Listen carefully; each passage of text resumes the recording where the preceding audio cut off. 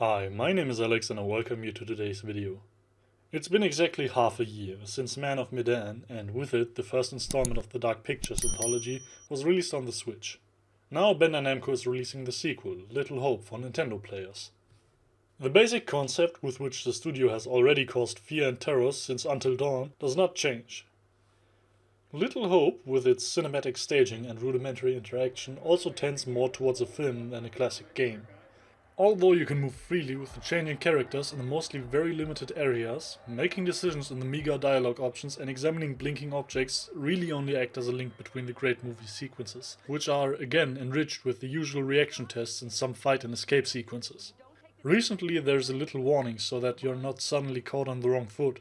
From now on, different icons show in advance, whether you just have to be prepared for a reflexive button press in the next section or an additional challenge by moving a target cursor. The thrilling stealth sequences, where you keep calm as long as you hit the given pose with the controller button, are also back. Investigating objects and reading documents, on the other hand, provide important insights with regard to the story. As usual, you'll also stumble across pictures or postcards during the exploration, which grant you visions of possible and usually deadly future events. At this point, not much should be revealed about the story. Roughly, it's about a group of students who, after a bus accident with their professor, go to the remote town of Little Hope to look for help and their missing bus driver. It quickly becomes clear that something is amiss in the gloomy and deserted town with its troubled past. For one thing, there is a dense and impenetrable fog that drives the group along on a predetermined path. For another, the protagonists are repeatedly drawn back to an earlier time by sudden touches of ghostly beings, when paranoia, superstition and witch burnings define the lives of Little Hope's inhabitants, some of whom bear a striking resemblance to the students and their professor. And what does all this have to do with a prologue, in which the house of a family in the 70s goes up in flames, apparently also doubles? Is this about reincarnation? Purgatory? The Sixth Sense?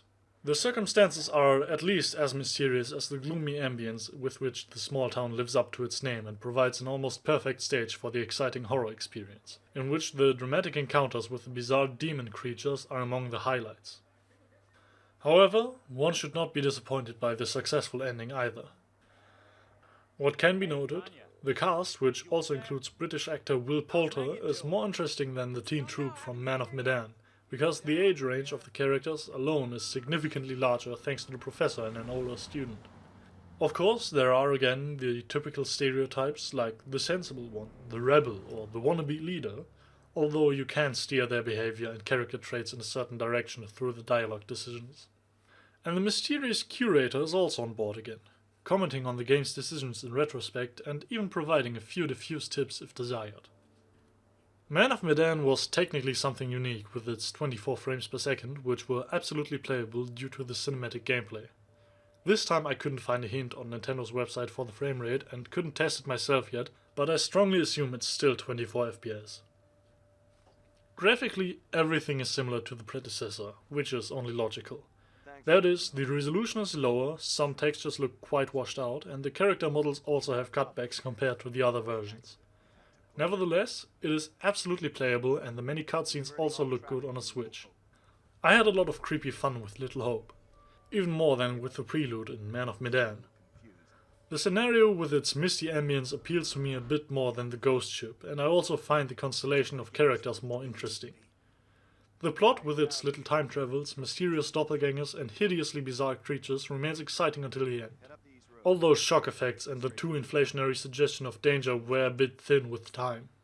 In addition, the effects of some decisions are limited, which is especially noticeable on a second playthrough. If you are willing to accept this kind of interactive storytelling and to make sacrifices in game depth and mechanics for the cinematic staging, you will get an atmospherically successful and audiovisually convincing horror experience with Little Hope just in time for Halloween. For these reasons, I rate the Dark Pictures Little Hope for the Nintendo Switch an 8 out of 10. Son of a bitch clock. Closed doors, I'm a fool for your love.